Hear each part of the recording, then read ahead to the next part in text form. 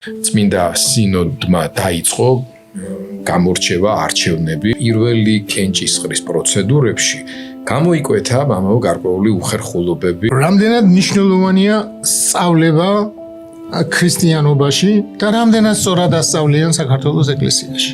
არ შეიძლება მოდუნება, რადგან ქრისტემ თქვა, რომ ამას ვერავინ დაანგრევს, ეს მთლიანად ეკლესიაზეა ნათქვამი და არა საქართველოს ეკლესიაზე და საქართველოს ეკლესია ამ მთლიანობაში უნდა იწერებოდეს. ეს არის არაეკლესიური სწავლება. არც ერთი პროფესორი არ აღემატება მიტროპოლიტს. შუქს ამბობს, ეთყობა რუსულიდან თარგმნეს ქართულ ღვთისმეტყველებაში არის ნათელი. ზოგჯერთ ჩვენ მას ვაბნელებთო. ხატებასო ჩვენში.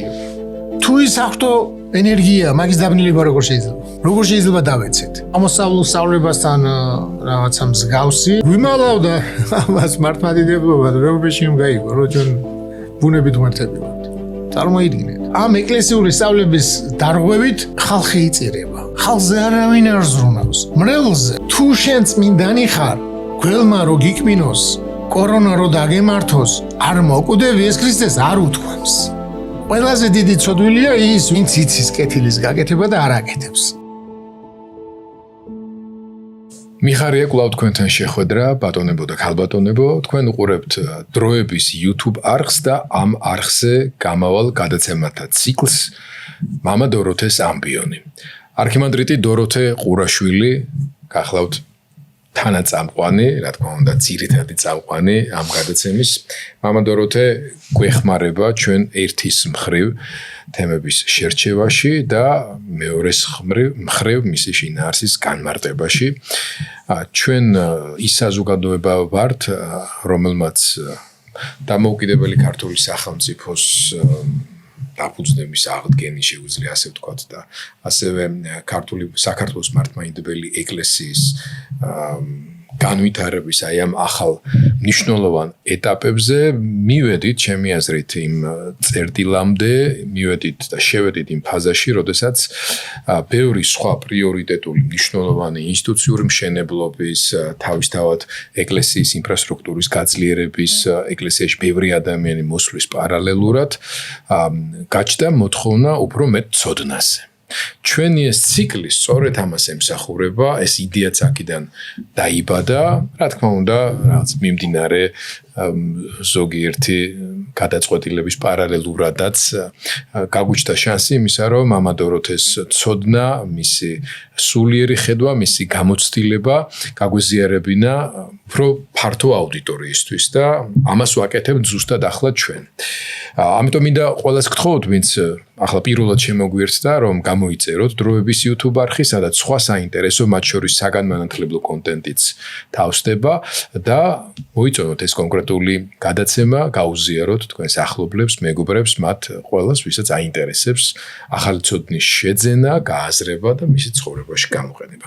დღევანდელი გადაცემა ამ მხრივ შეიძლება ეს რაღაცა ყოველდღიური გამოყენების არ იყოს, მაგრამ ჩვენ სულიერი ცხოვრებისთვის ძალიან მნიშვნელოვანია, რადგან როცა ჩვენ საუბრობთ რწმენაზე, რაც არ უნდა ირაციონალურ და აბსტრაქტულ მოვლენად შეიძლება ეს ვინმეს წარმოედგინოს, ხო, რომ გწამს რაღაც ისეთის, რომლის ყოველდღიურად შეხება შემოწმებად შეიძლება თითქმის შეუძლებელი იყოს.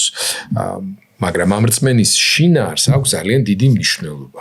ამ შინაარსზე, რა თქმა უნდა, პირველ რიგში ჩვენთვის მეტყველებს წმინდა წერილი და სახარება და საინტერესოა მოვისმინოთ უფრო მეტი მამა დოროთესგან, რა არის ის მთავარი ღერძი ამ სულიერი ცოდნის გადმოცემასთან დაკავშირებით, რაც მორწმუნე ქრისტიანმა უნდა გაითვალისწინოს, როგორ განასხვავოს ერთმანეთისაგან ის, რაც, ასე ვთქვათ, პირველ წყაროდან არის მოცემული და ის, რაც შემდეგ შეემატა ამ სწავლებას, ტრადიციის სახით იქნება ეს განმარტების ინტერპრეტაციის თუ ასე შემდეგ. მოკლედ, სწავლება, ქრისტიანული სწავლება არის ჩვენ დღევანდელი საუბრის თემა და აქაც მაინც შემოვიდა გარკვეულ აქტუალურ შტრიხს თანამედროვე საქართველოში წმინდა სინოდმა დაიწყო გამორჩევა არჩევნები საქართველოს მართლმადიდებელი ეკლესიის ახალი კათოლიკოს პატრიარქის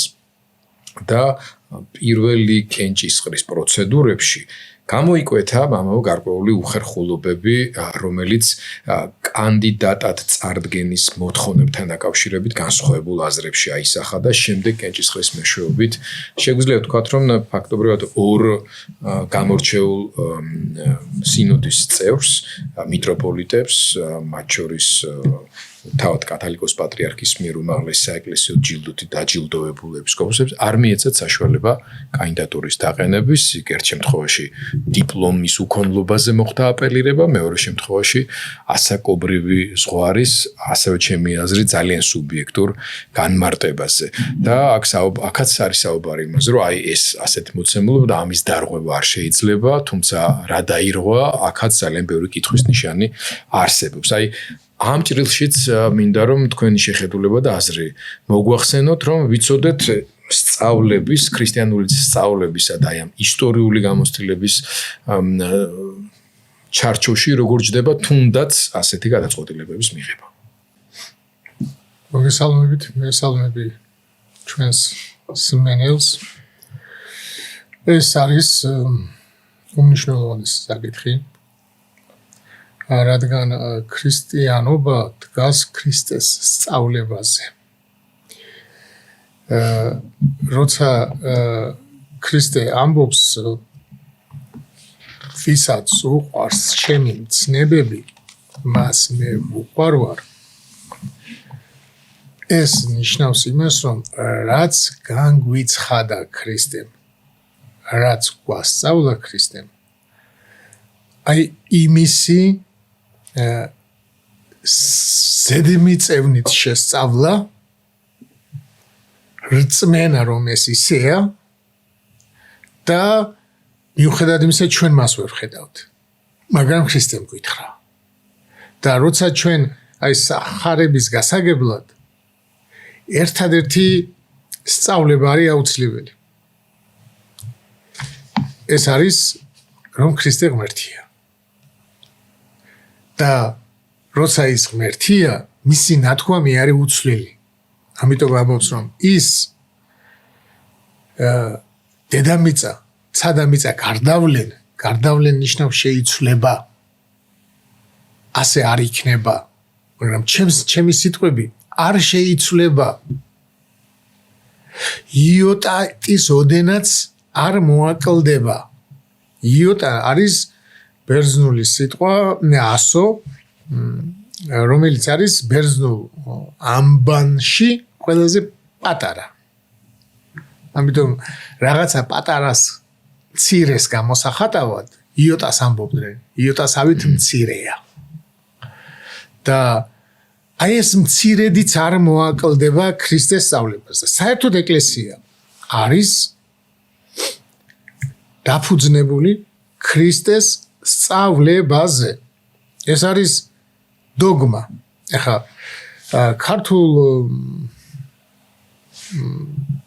ქართულ რეალობაში სიტყვა დოგმას ცოტა ისეთი მიეცა.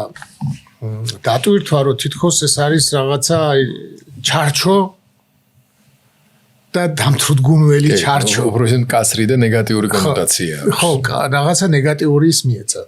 არადა სინამდვილეში ეს დოგმა არის ბერძნული სიტყვა, რომელიც მომდინარეობს ზმნა დოკეოდან.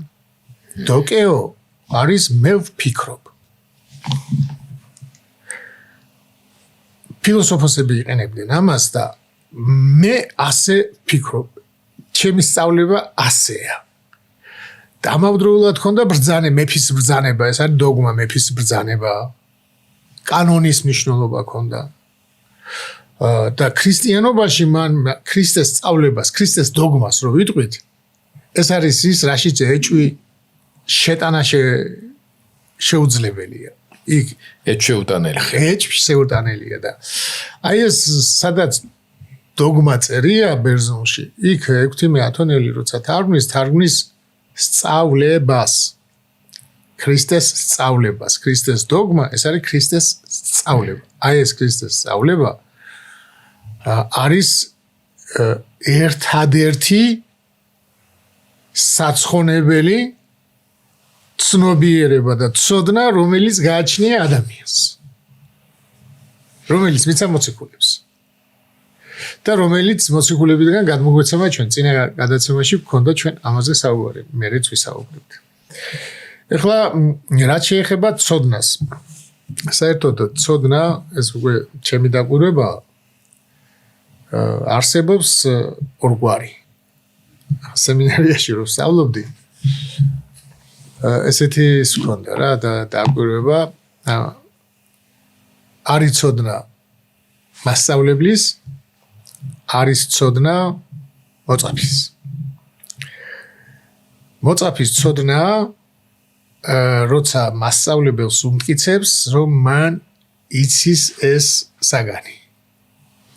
რა გაკვეთილიც მიცეს ეს შეისწავლა და როცა ის ყვება თავის ცოდნას ის ამტკიცებს მასწავლებელს უმტკიცებს რომ ეს იცის მან ათიანზე. ხა რა არის მასწავლებლის ცოდნა? მასწავლებლის ცოდნა არის რომ მან უნდა შეძლოს არა ის რომ მან იცის ეს უნდა ასწავლოს, არამედ იმას შეამეცნოს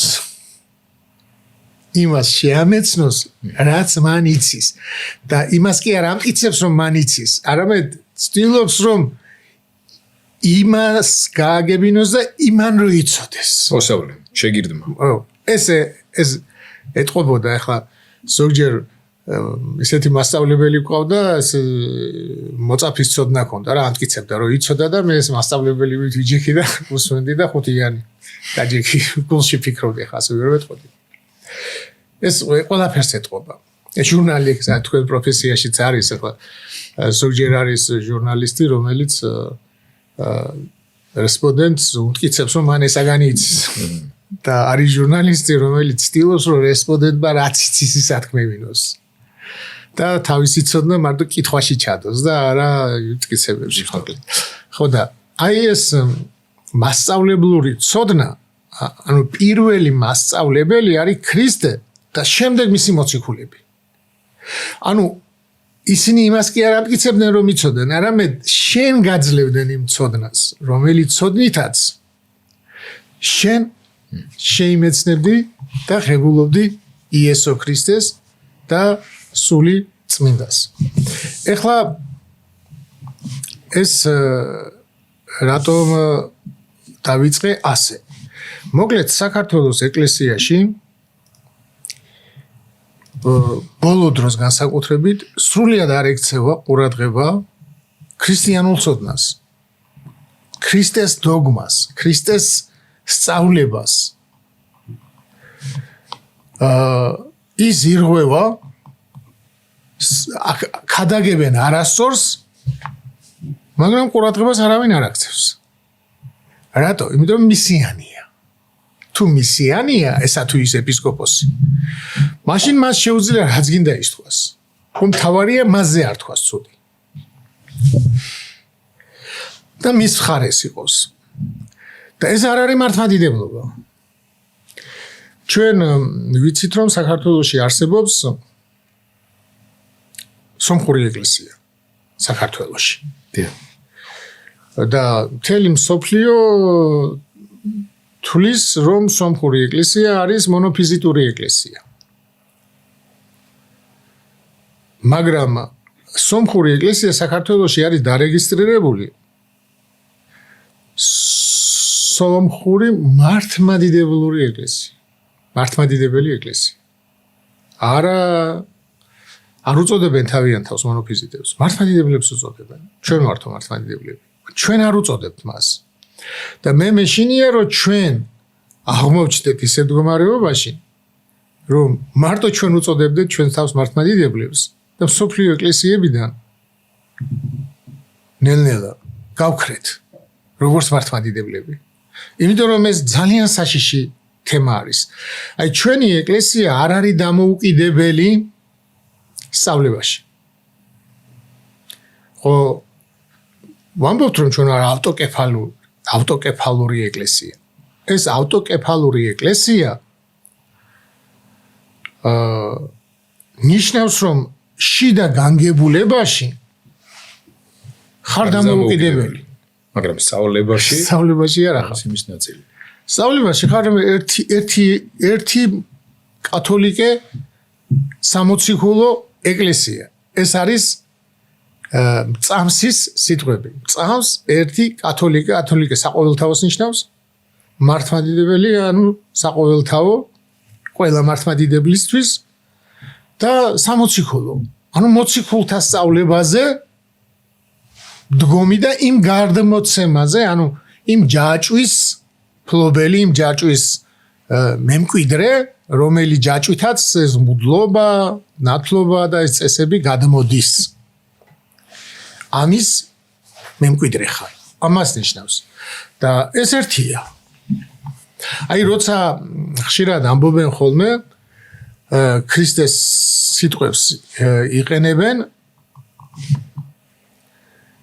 ქრისტემ თქვა რომ ამ კლდესა ზედა აღვაშენო ეკლესია ჩემი და ჭენი ჯოჯოხეთისანი ვერ ერეოდიან მას. ანუ პეტრეს რო უთხრა შენ ხარ კლდე და ამ კლდესა ზედა აღვაშენო ეკლესია ჩემი. სხვათა შორის მეუფე სტეფანე როცა მე წვალებლობას ვაბრალებდა აი ამ სიტყვებს ამბობს შესწომით. მე ვიფიქრე ახლა ქადაგებაა და ყველა შეიძლება შეეშალოს. მაგრამ წერილობით გამოუშვა მე და იქა შესწომით ამბობს. ანუ ამბობს რომ ქრისტემ თქვაო მე ვარო კლდე და ამ კლდეზე აღვაშენებ ჩემს ეკლესიაში და ეს არასწორია. ჯერ ერთი არ უთქვამს, მაგრამ არც არასწორია. იმიტომ ქრისტე არ არის მოწოდებული, ქრისტე მომწოდებელია. ეკლესია არის მოწოდებული. ხო და აი პეტრეა მოწოდებული და აი მოწოდებულებში შენ ხარ კლდე და ამ კლდეზე აღვაშენებ ყველა მოწოდებულს ამ სწავლებაზე. პეტრემ რო უთხრა შენ ხარ ძე ცოცხალი ღმერთის. და ჭენი ჯოჯოხეთისანი ვერ ერევიან, ეს ჭენი ნიშნავს კარიბჭეს. ანუ ქართულად ახალ ქართულად რო ვთქვათ, ჯოჯოხეთის კარიბჭე ვერ მოერევა მას. და რა შუაში კარიბჭე. ანუ სიტყვა ქართული სიტყვა საბჭო, ბჭობა, საბჭო, ჭობა ეს ყველაფერი კარიბჭიდან მოდის. სიტყვა კარიბჭიდან. კარიბჭობა. საბჭო არის კარიბჭობა, მაგალითად. და ეს იმიტომ მოდის რომ ძველ ქალაქ სახელმწიფოები რო იყო, ანუ ყველა ქალაქს რო თავისი გალავანი ქონდა და დაცული იყო, სხუდე ქონდა. აი შემოსასვლელ, ცენტრალურ შემოსასვლელ კარიბჭესთან იკრიბებოდნენ ხალხი, ანუ მეცნიერები მაშინდელი ну პარლამენტარები თუ რა ვიცი მაშინ არ იყო ეს პარლამენტი, მაგრამ ესეთი ვინც ქვეყნის იმ ქალაქის ბედს განაგებდა უხუცესები და ასე შემდეგ. და იქ ბჭობდნენ, ანუ კარობდნენ, მოდი ესე ვთქვა, კარებთან იდგნენ. და აქედან მოდის სიტყვა ჭობაც. და აი ჯოჯოხეთის კარებთან რო დგანანო ეშმაკებიო. იქ რო განიხილავენო ჩემი ეკლესიის დაქცევასო. ისინი ვერ მოერევიან, ვერ დააქცევენო.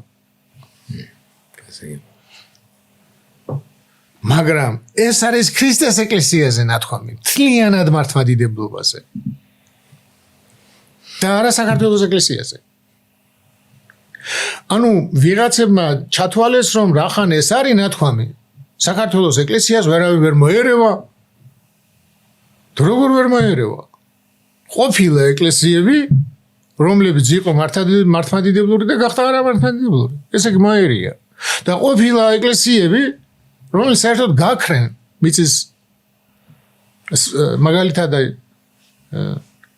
სპარსული ეკლესიაც არსებობდა. მართლმადიდებლური, მაშინ ერთი იყო ეკლესია. მაგრამ გაქრა. და ბევრი გამქრალა. და ამიტომ ჩვენ რო ხიზლად ვიყოთ. ეს არის აუცილებელი. არ შეიძლება მოდუნება, რადგან ქრისტემ თქვა რომ ეს ეკლესია არ ამას ვერ დაანგრევს, ეს მთლიანად ეკლესიაზეა ნათქვამი და არა საქართველოს ეკლესიაზე და საქართველოს ეკლესია ამ მთლიანობაში უნდა იწერებოდეს სწავლებით. ეხლა რაც ეხება თქვენს კითხვას, რომელი კითხვაც თითქოს აი დიპლომზე იყო და წლოვანებაზე იყო და ასე შემდეგ. ეს არის არაეკლესიური სწავლება.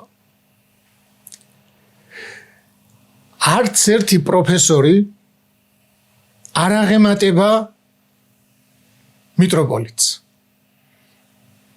ეკლესიური გაგებით. არც ერთი პროფესორის სიტყვა არ არის გადამწყვეტი უფრო ვიდრე მიტროპოლიტის. აი სინოდზეც ხო არის მიტროპოლიტები წყვეტენ და არა პროფესორები ვინ გახდეს პატრიარქი. ანუ გადაწყვეტილების მიღებას თუ ანდობ იმ პროფესორის მოცემული დიპლომის გამო როგორ ბლოკავ? დაგვირდით? ანუ სპეცოპერაცია ჩაატარეს. ყველა პროფესორი, რომელიც იძლევა დიპლომს თეოლოგიის დიპლომს დაბლა დგას ნებისმიერ ეპისკოპოსზე. მისი ძალმოსილება ეკლესიაში ეკლესიურად და მისი სიტყვა ეკლესიურად. ამიტომ იმის თქმა, რომ აი ესეთ 8 წლმოსილ ეპისკოპოსებს არ ქონდათ რაღაც საბუთი და არადა თვითონ ასწავლიდნენ ეკლესიაში და თვითონ ასწავლიდნენ ქრისტიანობას. როგორ მაშინ? და ეს არის ისეთი კატასტროფა ჩვენი ეკლესიის, რომ გაზომვა დაიწყეს დიპლომის ქონით და არასწავლებით. რას ასწავლის? აი მე მაგალითად რომ ვამხილე სწავლებაში მიტროპოლიტი სტეფანე. საერთოდ უყურადღებოდ დატოვეს. არადა უმძიმესი გადაცდომა. ეხლა ამ გადაცდომას ეხლა ვიღაცას როგორ გონიათ, იცით რომ აი მაგალითად მიტროპოლიტი სტეფანე ამბობს რომ ქრისტეო შეურაცხყოფას არ მიგაყენებინებსო და შენ თუ ის არ აგწამსო, ნუ ჩემი სიტყვებით ვამბობ, ეხლა ის რასაც ამბობ. ისო ხორცადო არ გარდაიქცევაო, ანუ ჩემი ურწმუნოების გამო. რადგანო თუ ისო გაფუჭდაო, ანუ თუ ობი მოეკიდა რაღაცა, თუ არ მოუარა მღვდელმა. თუ ის გაფუჭდაო, ესე იგიო ისო არ ეკურთხაო. იმიტომ რომ რო კურთხეულიყო, ანუ გარდა შეცვლილიყო ხორცად. ის არ გაფუჭდებოდაო. ხა დააკვირდი როგორი ის არის. ეს რაში ჭირდება? აქ არის მთელი ისა. სწავლება რატო უნდა დაიცვა? და რამდენად დამღუპელია ეს სწავლება? ერისთვის. ის რომ აქ ვერ გაარკვევ რომელი მღვდელის შეიცვალა და რომელის არა, ეს ერთი წვალებლობა არის, მაგრამ დააკვირდით ამას ამბობს კორონობის დროს. აქ არის მთელი ის სიმძიმე ამაში ჩადებული. ანუ მიტროპოლიტი სტეფანე ამბობს რომ ისო თუ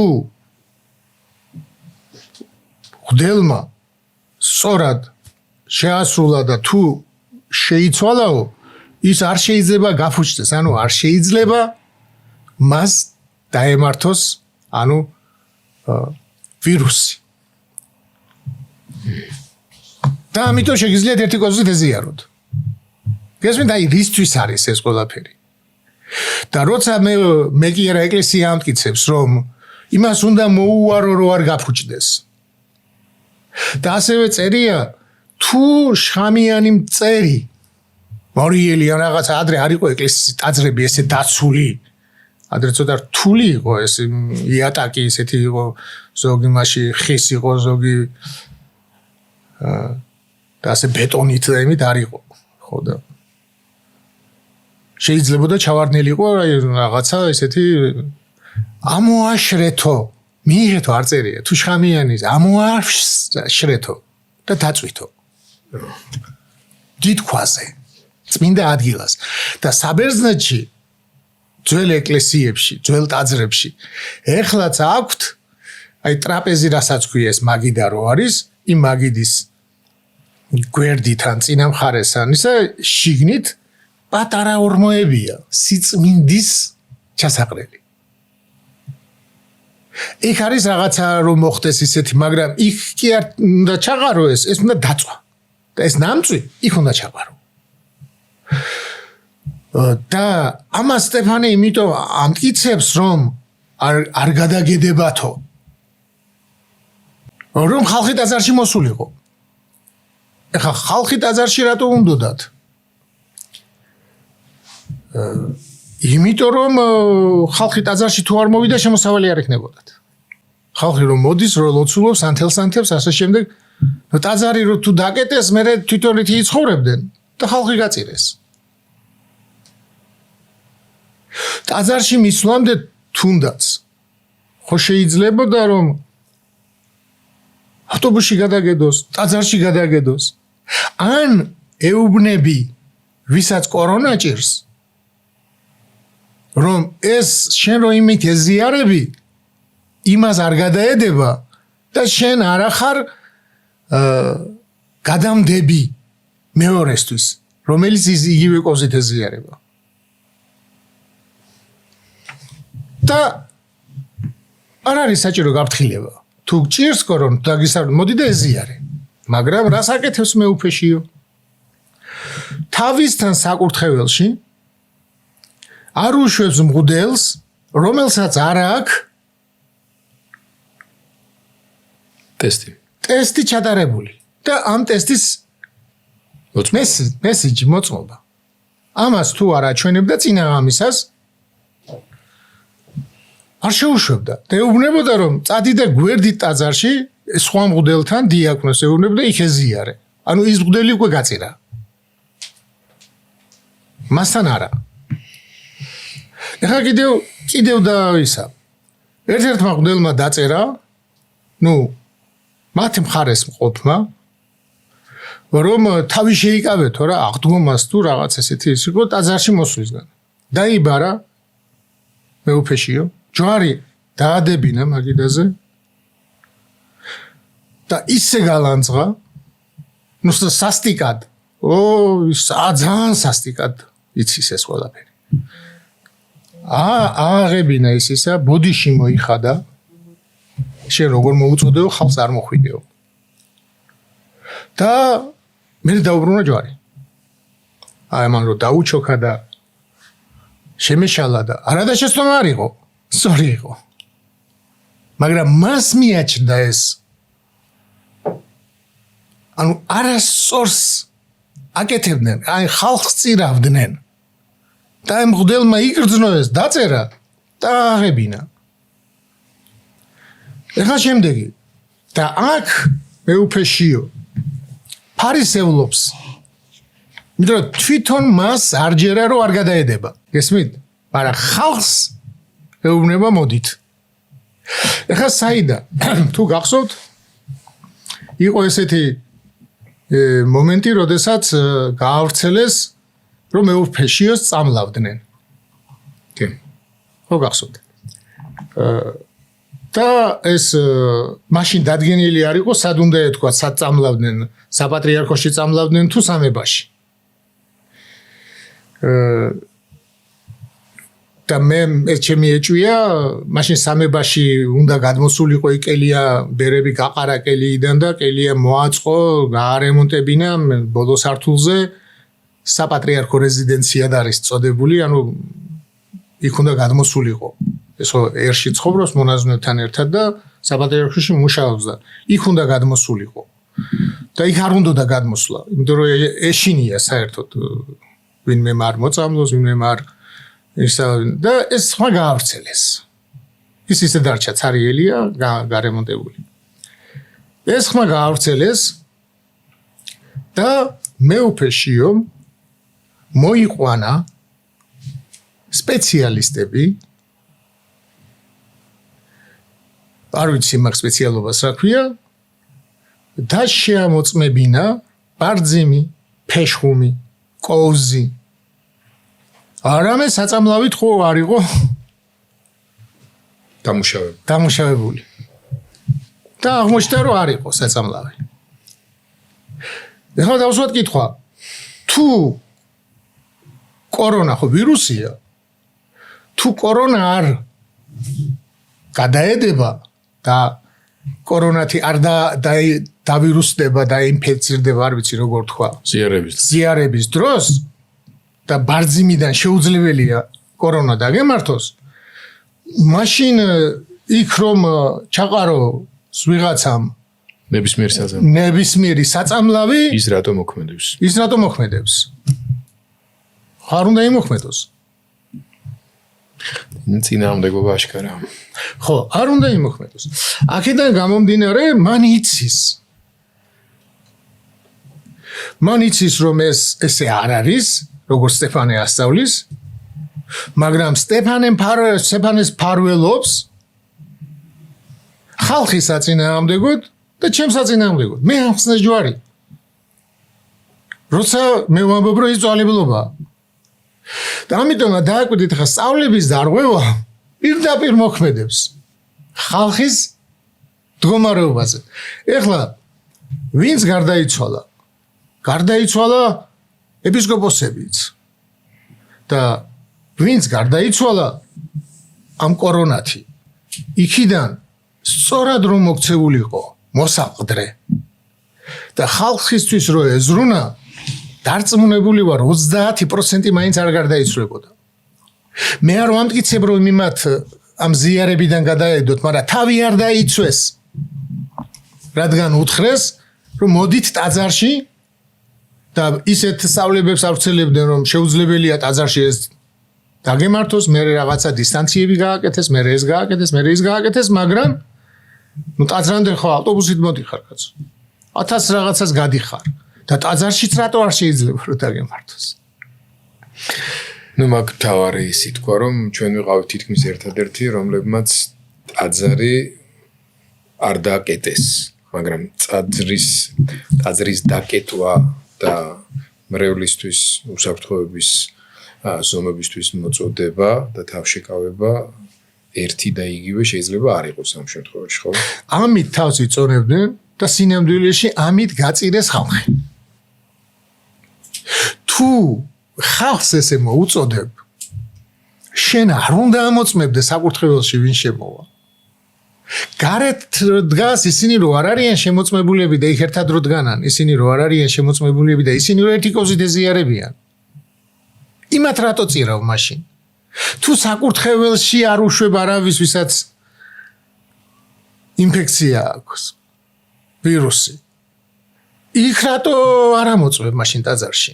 ვინც დგას იმათ იმ შემთხვევაშიც კი თუ ამ განსაკუთრებულ დაზღვევას იმიტომ მიმართავდე რომ შენ შეიძლება კი არა მოგიწევს ურთიერთობა და კონტაქტი მაშინ მის უწმინდესობასთან რომლის ჯანმრთელობის მდგომარეობაც იმ დროისთვის უკვე არ იყო ანგარიშგასაწევი იყო და შეიძლება ამის გადაზღვევა იყოფილიყო მიზეზი, მაგრამ თუ ამის წამს მაშინ ამას არ უნდა აკეთებ. მაშინ ხალხი გამოდის.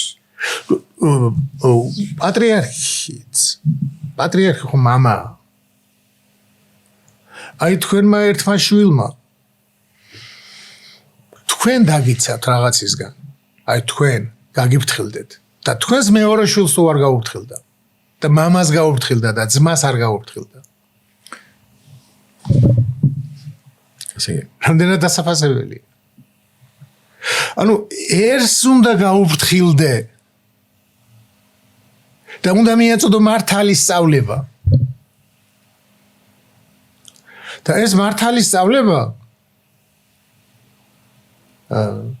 არის ის რითაც ჩვენ გადავრჩებით, იმიტომ რომ ისეთი ის იყო მე არ დამემართება. იმიტომ რომ მე ერთის მწამს მე ვეზიარები და ასე შემდეგ. აი ესეთ ადამიანს თუ დაემართა და მოკვდა კორონათი, რატო უფალო? მათ შორის სინოდის წევრები სამწუხაროდ.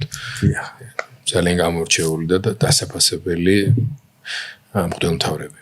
ძალიან გამორჩეული და დასაფასებელი მღვდელმთავრები ეზიარებოდნენ. მაგრამ გარდაიცვალნენ. არ უშველა. და ეს არის სწავლება, რომელიც სწავლების მიხედვით ფაქტიურად საქართველოში ეკლესიური სწავლება ირღვევა და ამ ეკლესიური სწავლების დარღვევით ხალხი იწირება. ხალხზე არავინ არ ზრუნავს. მრევლზე ხალხს მოდი, მრევლზე ვინც იქ მოდის. ვინც ეზიარება. და ამის ის მქონდა მე. აი მაგალითად არის ესეთი მაგალითი, რომ იოანე ღვთისმეტყველს ერთ-ერთმა იმპერატორმა დაალევინა მოწამლული ღვინო, საწამლავიანი ღვინო. და არ მოკვდა. ეგ შესაძლებელია. ანუ ეგ იმიტომ კი არა რომ ეს ავტომატურად ესეა მოწამლული ღვინო არ მოკლავს თუ მართალი ხარ. ეს უკვე არ არის სწორი. ანუ თუ შენ იტყვი რომ პავლე მოციქულს გველმა უკმინა და 60 კილოში წერია და ცეცხლში შეაგდო. გასიებას ელოდნენ არ გასივდა და ეს ღვთისკაციაო იმ კუნძულის მკვიდრებმა. და თუ ასე დაემართა პავლეს და თუ შენ იტყვი რომ თუ გველმა გიკმინა და მოკვდი, ესე იგი ცოდვილი იყავი. და ანტიდოტი არ გავიგეთო. ხო, არ გაიგეთო. ან ვერ გავიგეთე. ხო, აი ძაღლმა გიკმინა, თუ წმინდანი ხარ პავლესავით, ცოფი არ უნდა ცოფიანმა ძაღლმა გიკმინა, ცოფი არ უნდა დაგემართოს. შესაძლებელია. არ დაგემართოს. ღმერთმა დაგიფაროს, მაგრამ ეს არ ნიშნავს იმას, რომ ვისაც დაემართა, ის არ იყო წმინდანი. როგორც დანიელ წინასწარმეტყველი ლომებმა არ დაგლიჯეს, პირი დაუხშო ღმერთმა. ორმოში. მშიერ ლომებმა არ დაგლიჯეს. მაგრამ ეგნატე ღმერთშემოსილი უდიდესი წმინდანი ღმერთშემოსილია. შეაგდეს რომაული ის რო იყო ისო გამოდიოდნენ ამფითეატრი. ხო, იქ და ლომებმა დაგლიჩეს. ეხლა რა ვთქვა ჩვენ ეგნატე ღმერთშემოსილი წმინდანი არის, ხო? რა თქმა უნდა იყო. ხო. ანუ თუ შენ წმინდანი ხარ, გველმა რო გიკმინოს, საწამლავი რო დაგალევინონ, კორონა რო დაგემართოს, არ მოკვდები, ეს ქრისტეს არ უთქვამს. მაგრამ შენ თუ შენ სიკვდილს არ უფრთხილდები, ისე წამს ღმერთის რო დაგემართოს და მოკვდები და მიდიხარ. ეს შეგიძლია. მაგრამ მაშინ მღვდელი არ უნდა იყო. იმიტომ რომ მღვდელს სხვასთან გაქვს, სხვასაც მოკლავ. თუ დაგემართა. ხო? ამიტომ შენ თავი უნდა დაიცვა, რადგან ხალხთან გაქვს ურთიერთობა. ამიტომ რომ მე არ მაქვს იმის უფლება, რომ ხალხის სიცოცხლეს არ გაუფრთხილდე, მე რა რომ მოკვდეს. როგორ თუ მე რა რომ მოკვდეს. იქ ბავშვები ეზიარებიან. იქ მოხუცები ეზიარებიან, ნებისმიერ თუნდაც თქვენი ასაკის რა მნიშვნელობა რატო უნდა მოკვდეთ. ჩემი გაუფრთხილებულობით. და მე არ მაქვს ამის უფლება, მაგრამ მე თუ ბერი ვარ და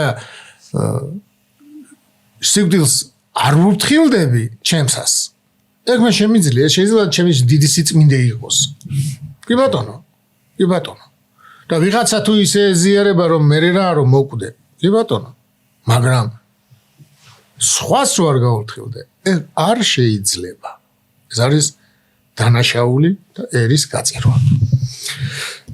და ავტომატურად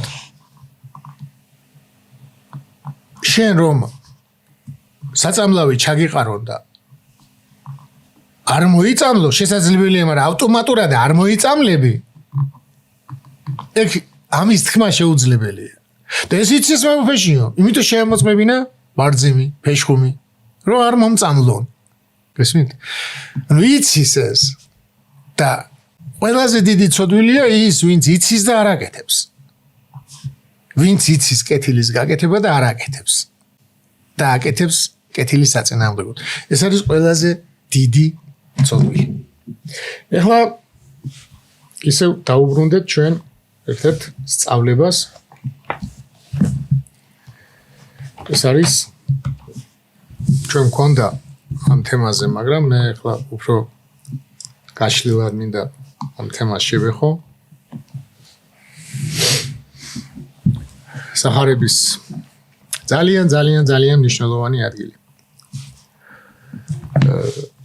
ქრისტემ კითხა მოწაფეებს, რას ამბობს ხალხი? ვინ არისო? კაცის ძე, ანუ ვინ არისო მესია? ანუ ჩემზეო რას ამბობსო ხალხი? მე მესია, კაცის ძეს ეძახის მესიას. და მათ უთხრეს, ზოგი ამბობს იოანე ნათლიმცემელიაო, ზოგი ელიაო, ზოგი იერემია, ან ერთი წინასწარმეტყველთაგანიო. ეს წინასწარმეტყველთაგანი არის ძველი წინასწარმეტყველთაგანი, მაგაზე ვისაუბრეთ. ანუ აი დიდი წინასწარმეტყველთაგანი არის, რომელიც უთხრა მათ, თქვენ კი რა სიტყვით? ვინა ვარ მე? სიმონ პეტრემ უთხრა, შენ ხარ ქრისტე, ანუ აი ქრისტე არის მესია.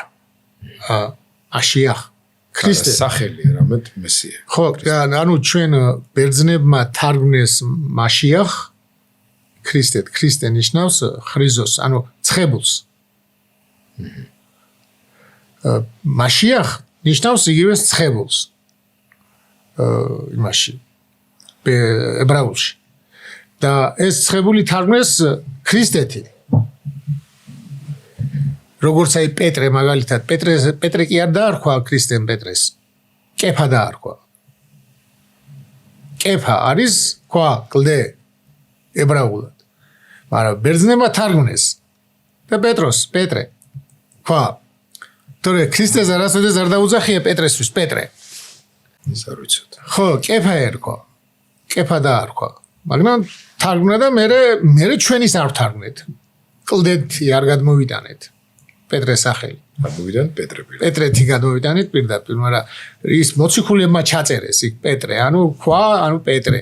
ხო და ამიტომ ეს ქრისტე ნიშნავს ქართულად რომ თარგმნოთ ეს ახლა ცხებული. შენ ხარ ცხებული. ცხებული ნიშნავდა ღმერთისგან მეფეები იყო ცხებული.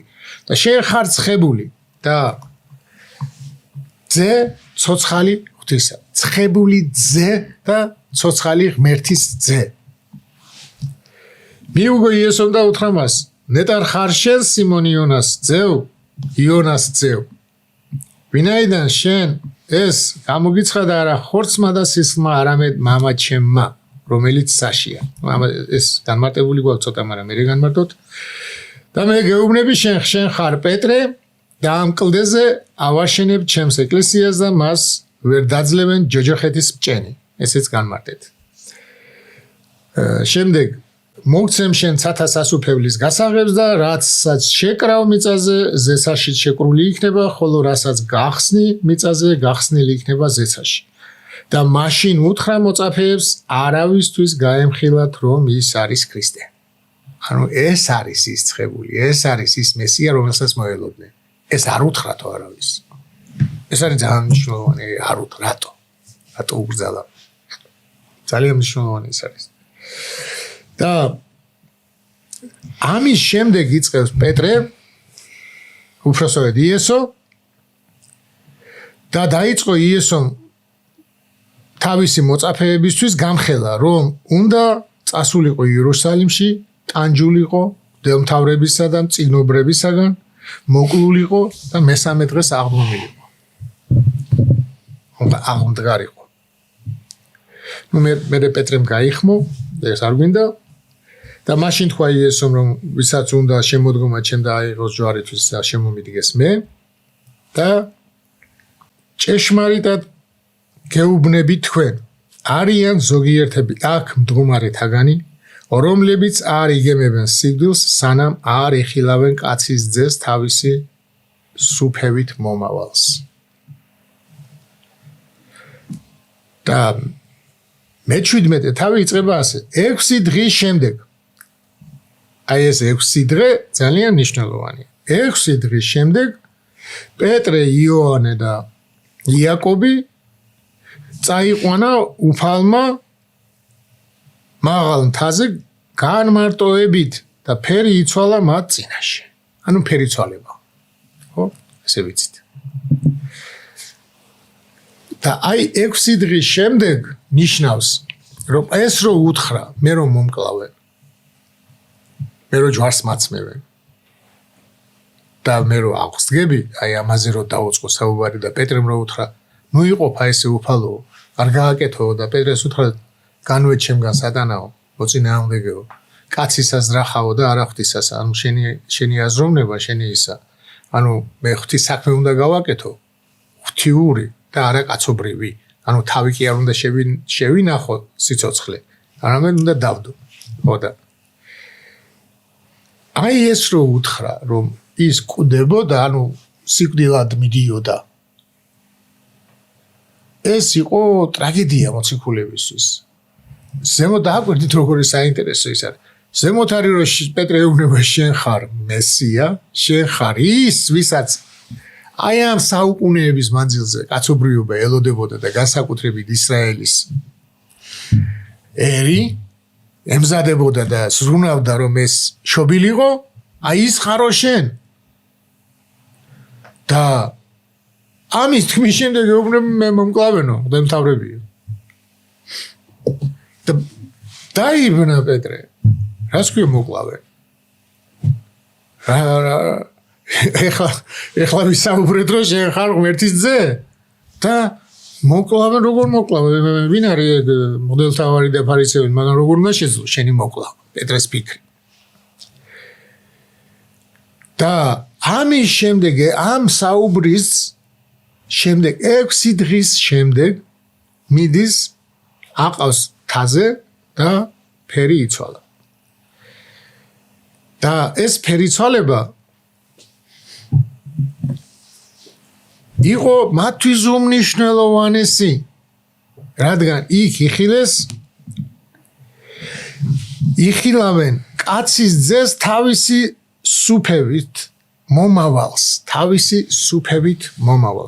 სუფევით მეფობით ღმერთობით მომავალს ეს მომავალი არის მომავალში როგორც გამოჩნდება ისე გამოჩნდება ეხლაც ისე დაინახეს იქ იმ ხო აი ესეთია ქრისტე ესეთია ძეკაცისა შეერთებისთანავე მაგრამ ეს არ ჩანს არ ავლენს უბრალოდ ღმერთს შეუძლია აი უხილავი რაც არის ღმერთს შეუძლია როგორც მას უნდა ისე გეჩვენოს და ეს დამოკიდებულია ამავდროულად ჩვენზე ჩვენ რამდენად შევძლებთ აი ეს არის ძალიან საინტერესო რომ რატო წაიყვანა სამი მოწაფე და რატო არ წაიყვანა ყველა ანუ ვიღაცები მთის ძირას დატოვა და იქ მამა მიდის ერთი რომელსაც ეშმაკეული ბავშვი მიყავს მთის ძირას დატოვა და იმათმა ვერ განაგდეს ეს ეშმაკი და ანუ დღე იყო მაგრამ ესენი არ წაიყვანა და მას მამები განმარტავენ რომ არ წაიყვანა იმიტომ რომ იუდა ვერ აიტანდა ამ ნათელს. ახლა ვერ აიტანდა რას ნიშნავს და იუდა მარტო არ დატოვა. იუდა მარტო რო დაეტოვებინა და სხვა წაეყვანა. ეს იქნებოდაო მიზეზი იუდასთვის. აი ხედავ როგორ მომიძულა განაწყენები შურიან. ხო, განაწყენების. აი მე დამტოვე რა მე რატო დამტოვე? ამიტომ სხვებთან ერთად დატოვა. სხვებთან ერთად დატოვა. აი სხვებიც გაიწირა არ არის კარგი სიტყვა, მაგრამ დაიჩაგრა იუდას გამო, ხო, მოყვა იმ ამბავში, ხო. ხო და ახლა იუდა როა ეყვანა. აი ეს ნათელი, რომელიც არის ღვთის ენერგიები, რომელიც პეტრესთვის და იოანესთვის დამატკბობელი იყო, იუდასთვის იქნებოდა დამწველი. ამიტომ არის ნათქვამი, რომ მათ აუხილა თვალი, მათი სიყვარულიდან გამომდინარე შეძლეს ეს. ამზადებდა ქრისტე. და შეძლეს, აი, ხატი არის იოანე მოციქული სინასთას მთის ხატი არის მაიქაური მონასტრის ესე არის წამოწოლილი თვალხი ესე არის წამოწოლილი სიგრძეში და ესე აქვს ხელები ანუ დამტკბარი ტკბობის გამომხატველი მაგრამ ამას ვერ გამოვხატე ნეტარებაში და იმდენად დიდია ამ ნათლისხილო ამათვის მაგრამ მისთვის დამწველი იქნებოდა იუდასთვის თორე ისიც თუ ესე ტკბობით ნახავდა რატო არ უნდა წაიყვანდა მაგრამ მას ეჭვი ხონდა ქრისტეს მიმართებაში და ქრისტეს მიმართებაში ეს სერობაზე კი განაცხადა ქრისტემ მანამდეც თქვა იოანეს სახარებაში წერია რომ დასაწყისში თქვა ერთი თქვენთაგანი ეშმაკია მანამდეც თქვა იუდას საერთოდ შეიძლება მაშინ ჩაფიქრებულის არ ხონდა ის მაგრამ სხვა გზით მიდიოდა გონებაში და ეხლა აი ეს ნათელი რა არის და ფერი იცვალა მათ წინაშე და გაბრწყინდა მისი სახე მზესავით ხოლო მისი სამოსელი გასპეტაკდა როგორც ნათელი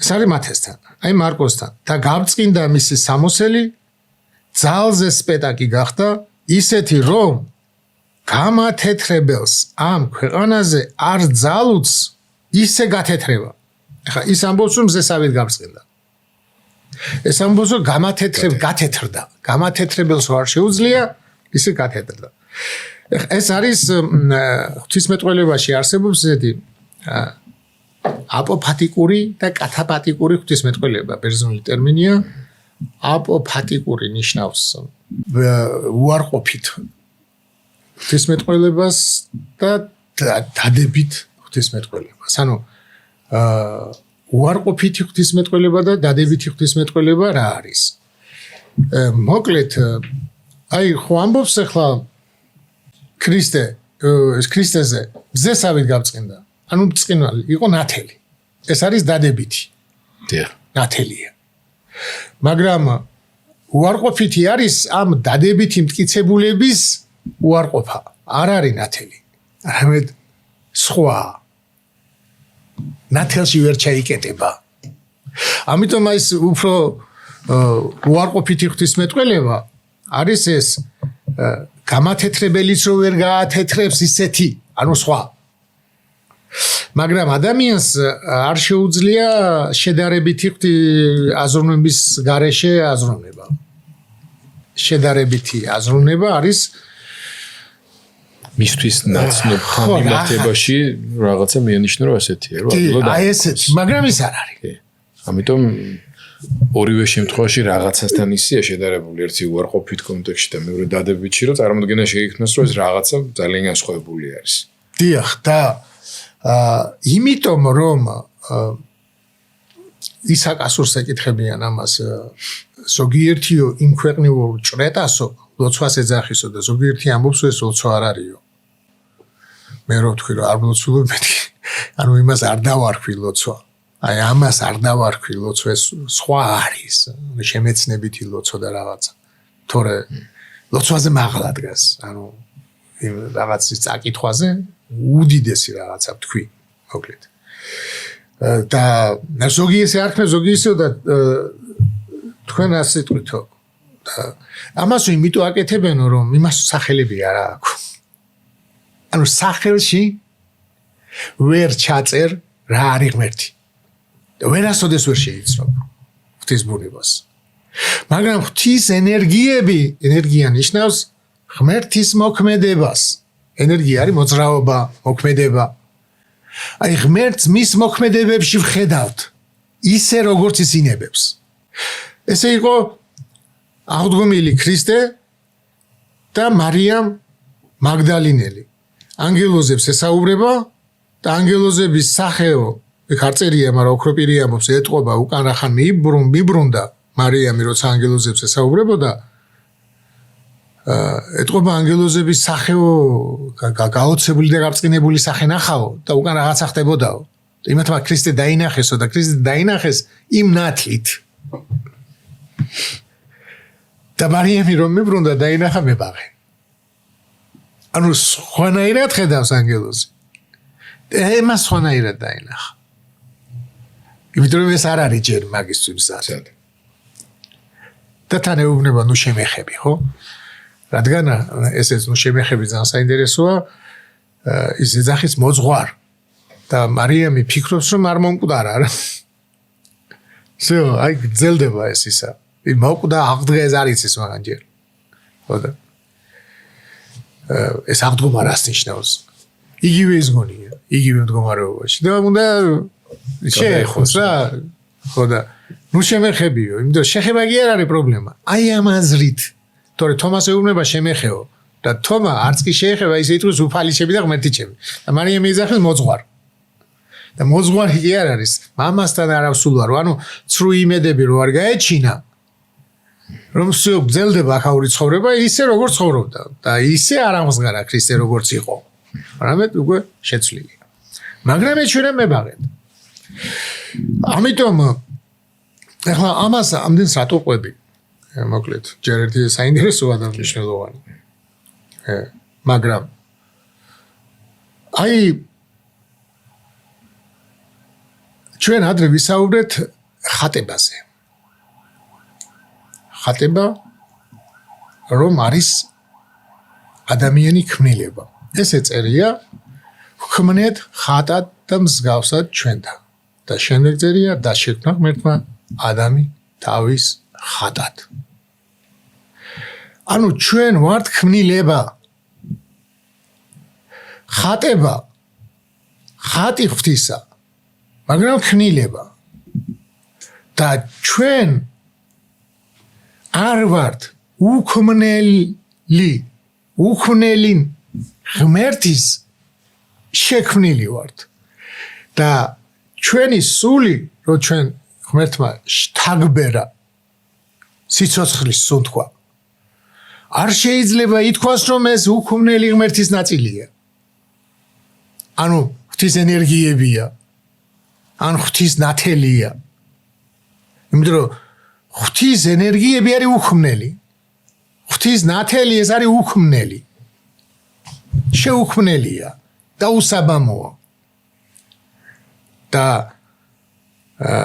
ადამიანი არის დასაბამიერი და მას შეუძლია ამ ნათელთან კავშირი, მაგრამ ამ კავშირით კი არ არის ხატი.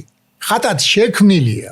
ახლა ჩვენ ხო ვთქვით რომ ადამიანს ქრისტემ მოგცა სიტყვა და სული წმინდა, ხო? და სული წმინდა ის ღმერთი, ენერგია, მესამე ჰიპოსტასი. მაგრამ ის სული წმინდა რო გადმოდეს, მაშინ კი არ ხვდებით ხატები. მაშინ გამხტობილები ხვდებით, მაგრამ ხატი ვართ. რომელ ადამიანში სული წმინდა საერთოდ არ ყოფილა და არც გაკარებია და არც გაეკარება, ის ხატია. ღვთის. ანუ სული წმინდის გადმოსვლით არ ხვდებით ხატი. ხატებად ვართ შექმნილები.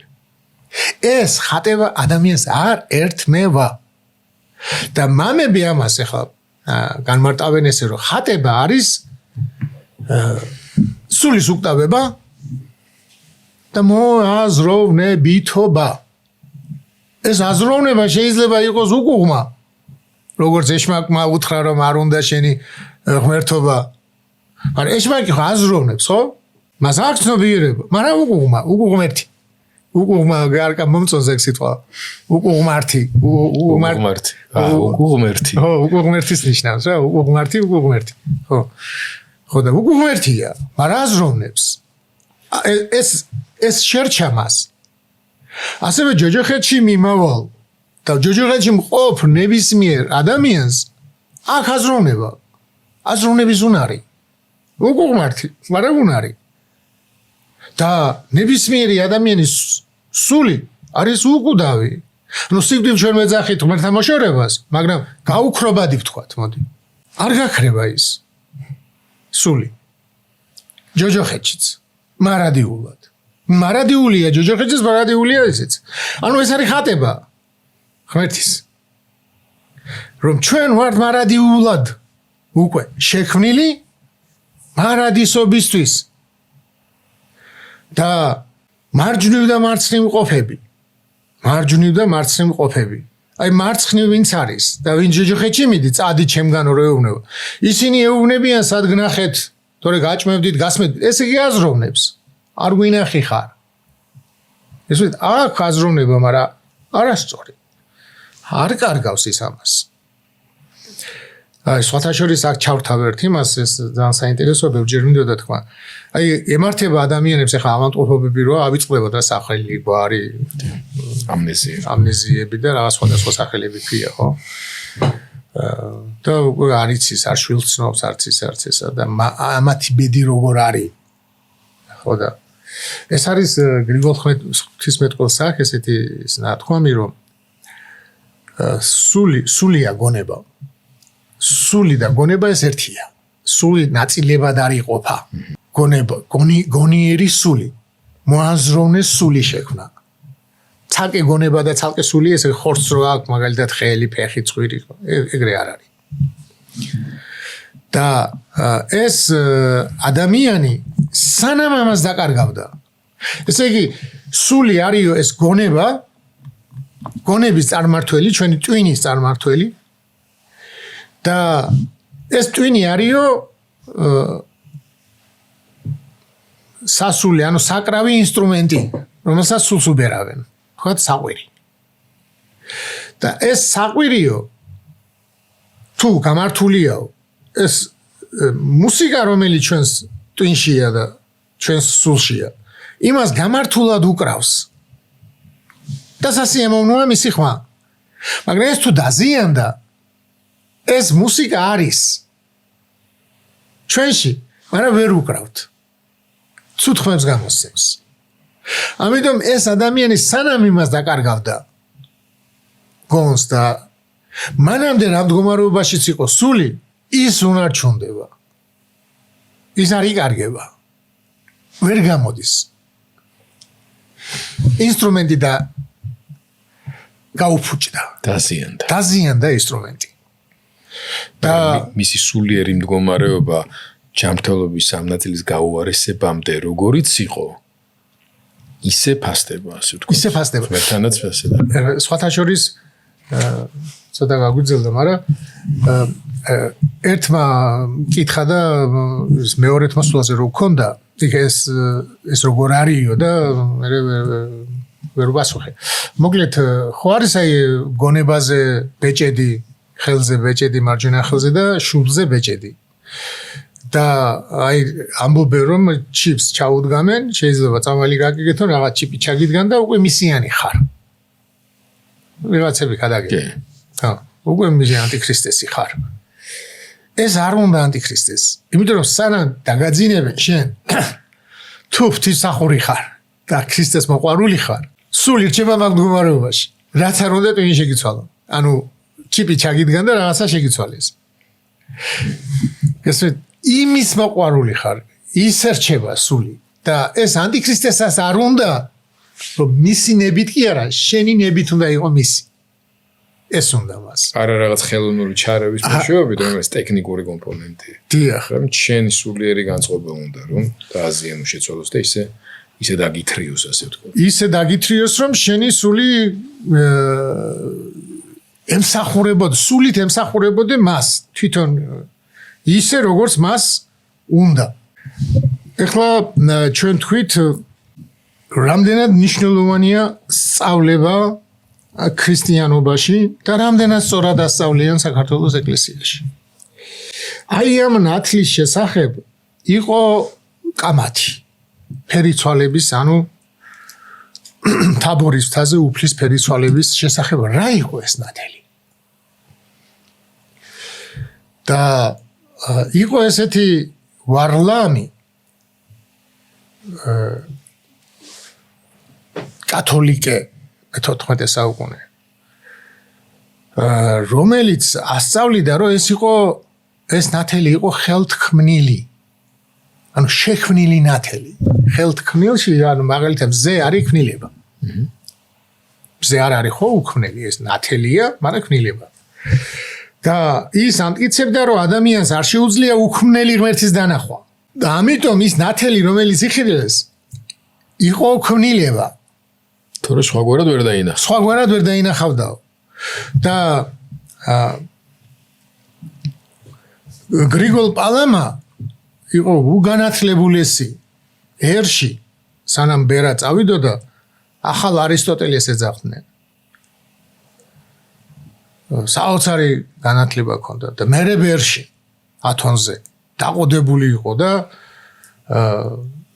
ანუ იმდენად ჭრეტაში იყო ავნათელთან ჰქონდა კავშირი იცოდა ეს რა არის თუმცა მას ბოლომდე ვერ გამოთქვამს როგორც წინ თქვით ერთი ამბობს მათეთრებელი მაგრამ არც მათეთრებელია და არც ნათელია რაღაც თუ ვიტყვით აპოპატიკურად რაღაცა სხვა მის მიღმიერია მაგრამ ეს არის ღმერთი ეს არის ღვთის ენერგიები და ღვთის ენერგიები არის უქმნელი ღმერთი დაუსაბამო ღმერთი ამიტომ ამბობს ქრისტე რომ იხილავენ სუფევას მეფობას მარადიულს რომელიც მას აქვს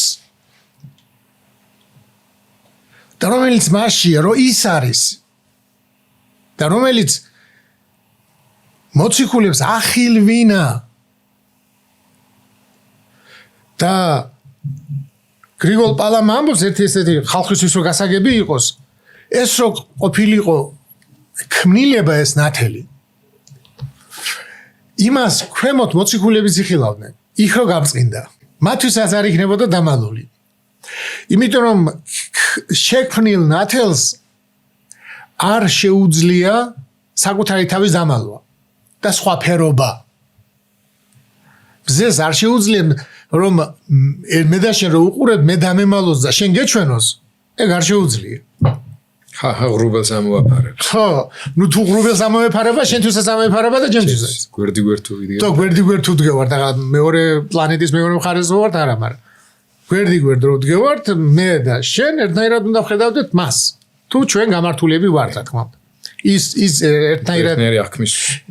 ერთნაირად იმზირება ყოველ შემთხვევაში ის მას არ შეუძლია მე სხვანაირად დამენახოს და თქვენ სხვანაირად მაგრამ შეიძლება მე ცოტა ცუდად ვხედავ და ცუდად დავინახო მაგრამ ეს მისი არა ჩემიო ხო და ასე არ არის ღმერთი ღმერთის ნათელი განკუთვნილია პიროვნულია და ის ამიტომ ამბობენ რომ ყველასთვის არ ამღსგარა ყველასთვის განკაცდა ბოროტიც და კეთილიც ხედავდა ქრისტეს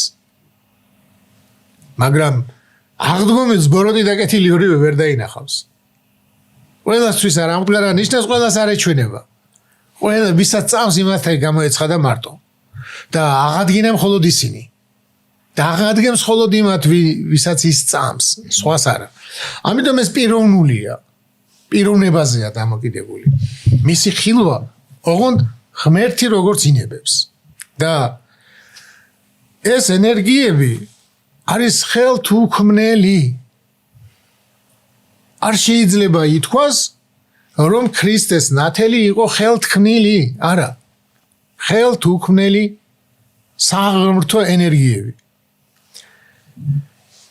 ეხლა ამას ვიძახი რამდენი ხანია რას ამბობს მეუფეშიო რომელიც აგერ პატრიარქი უნდა გახდეს მან თქვა ანუ გრიგოლ პალამაზე ამბობს მაგრამ მას ეს არ უთქვამს ეს არის შუქი სინათლე ჩვენში მაგრამ არა ფიზიკური შუქი არამედ სწორედ ეს შუქია რომლითაც გაბრწყინდა უფალი ჩვენი იესო ქრისტე თაბორის მთაზე როდესაც ფერი იცვალა ეს არის ღვთის დიდების შუქი ხატება ღვთისა ჩვენში არის ამ საღვთო დიდების შუქის სხივი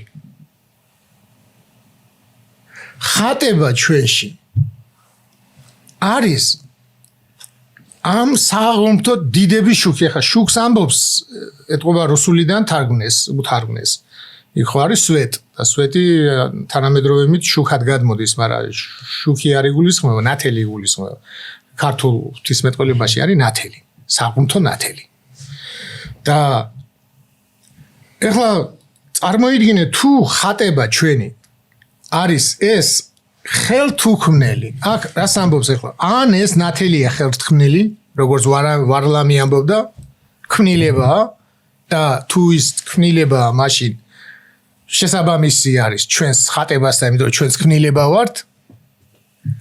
მაგრამ თუ ის და თუ კი არა ის უქმნელი ეკლესია როგორც გასწავლეს, ხელთუქმნელი ნათელია და ენერგიები ღვთისა, მაშინ ის ღმერთია.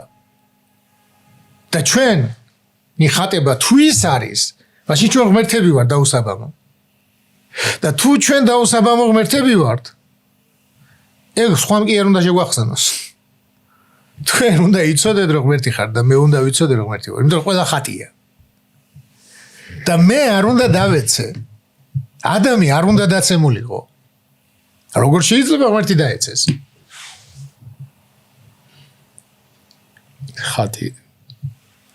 ხატი ნიშნავს ხატობას და არა ღმერთობას. და არა ღმერთობას და დაგვიდით ხატება ღვთისა არის სწორედ ჩვენში საღვთო ენერგია, ანუ მადლი. როგორც ჩვენ მას ვეძახით, ანუ საღვთო ენერგიას ეძახის მადლს.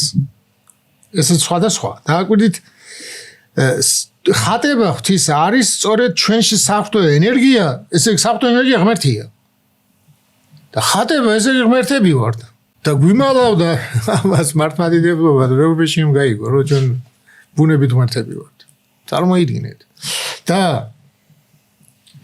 მადლი, ანუ სულიწმინდის მოცემა, ხო, მოდი, სულიწმინდის მადლები, სულიწმინდის მოცემა, სულიწმინდის გადმოსვლა.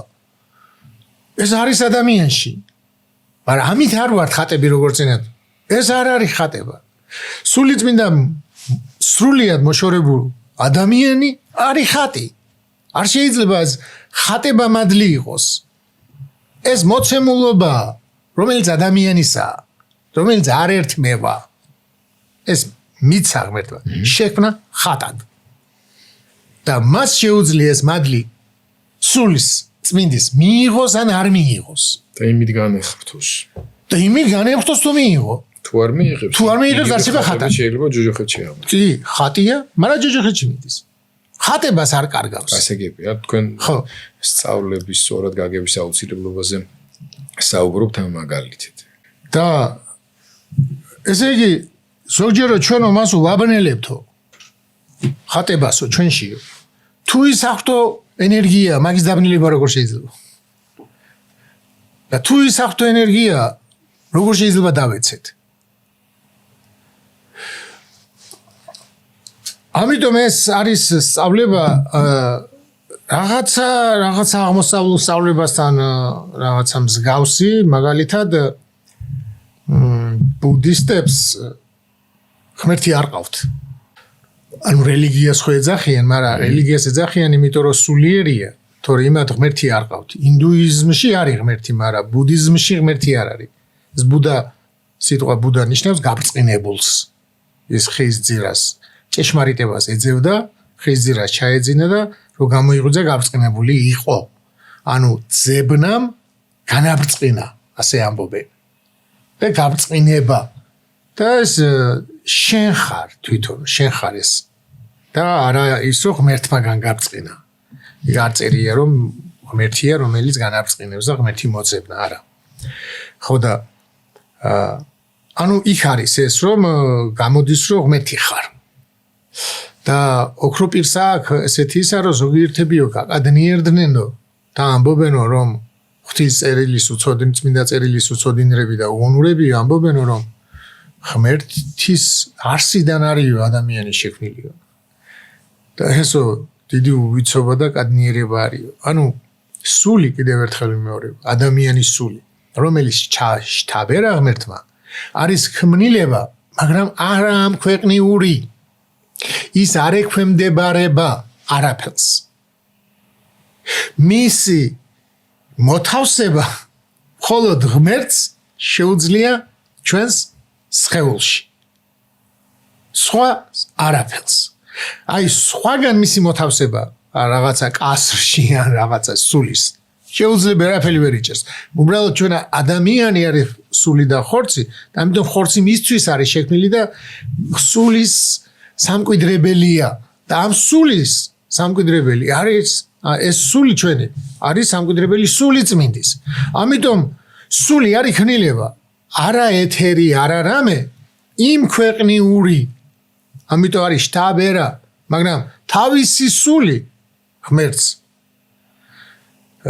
თავისი სულის ნაწილიდან არ შტაბერია და არ შეუქმნა შემისაც საფრთხო ენერგიის ნაწილი არ არის არა არ შეიძლება ერთი ღმერთი არ იყოფა ესე ერთ არსება სამპიროვნება მაგრამ ის რომ ნაწილი იყოს ენერგიის ესე გამოდის ღმერთი იყოფა ეს არასწორია და მეორე კიდე ჩვენ ქნილება არ ვიქნებოდით ჩვენ არ ვიქნებოდით შექმნილი ჩვენ ვიქნებოდით ღმერთები და აზრი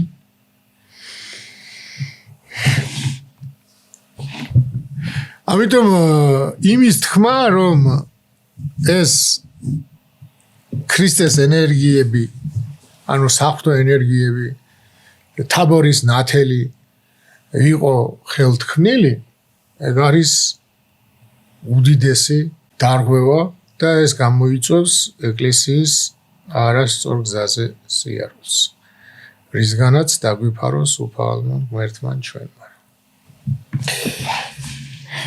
განსაკუთრებით ეს მეორე ნაწილი რთული იყო მაგრამ ჩვენ მიზნად ზუსტად ის დავისახელებთ რომ სწავლებასთან შესაბამისობაში ქადაგება იქნება ეს თუ სხვების დამოწვრა რომ უნდა იყოს მოყვანილი ამის აუცილებლობაზე ვსაუბრობდით ეს არის ის უცვლელი რამ რაც უნდა იქნა შენარჩუნებული და ყველაზე მთავარი მისია და ამოცანა რაც არის ეკლესიის მადლობა უთხრათ მამა დოროთე ყურაშვილს თქვენ უსმენდი და უყურებდით მამა დოროთეს ამბიონს არქიმანდრიტი დოროთე ყურაშვილი უძღვება გადაცემათა ამ ციკლს განაგრძეთ დროების YouTube არხით სარგებლობა ჩვენ ამ ციკლის მორიგ გადაცემას მომავალი კვირისთვის მოგიმზადებთ მანამდე თუ ჯერ კიდევ არ მოგიწონებიათ შეგიძლიათ ახლა დასასრულს კიდევ ერთხელ შეავლოთ თვალი მონიშნოთ და გაუზიაროთ ეს გადაცემა და ამ გადაცემის შემდეგ უკვე სხვადასხვა საინტერესო ნაწილები